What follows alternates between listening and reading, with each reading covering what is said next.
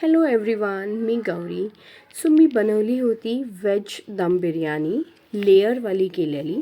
So त्यासाठी मी हे सगळे व्हेजिटेबल्स चॉप्स करून घेतले. त्याच्यामध्ये carrot, then flower, beans, capsicum, मटर हे सगळं मी व्हेजीज घेतलेलं. त्यानंतर गार्लिक, ग्रीन चिली, कोकोनट, त्यानंतर कोरिएंडर पावडर, टर्मरिक आणि कर्ड ह्याचं मी एक मॅरिनेशन रेडी करून घेतलं व्हेजिटेबल्सला लावून. त्यानंतर मी दम दिला, व्हेजीसला पण दम दिला बिकॉज त्यांनी एक चांगली टेस्ट येते.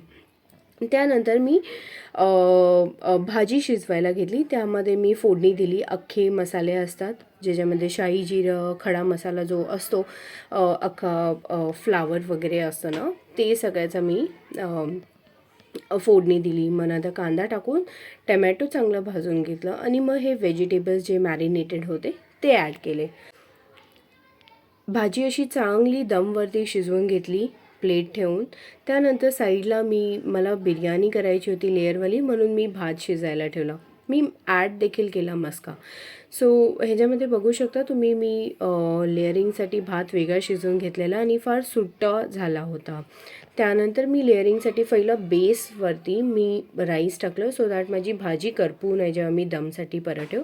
मग लेअरिंग दिली राईस, मग व्हेजीज, मग सोया चंक्स जे फ्राय केलेले आणि बरिस्ता जे फ्राईड ऑनियन्स होतं त्याची एक लेअरिंग दिली. मग परत राईस टाकलं, मग कोरिएंडर टाकलं. असं करून करून मी लेयर्स रेडी करून घेतले.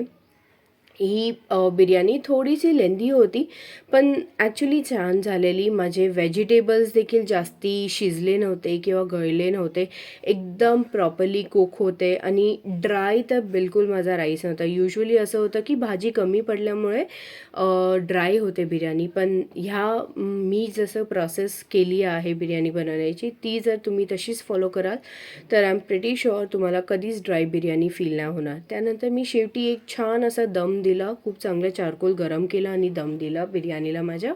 आणि ही माझा फायनल लुक होता बिर्याणीचा. Thank you so much for watching my video.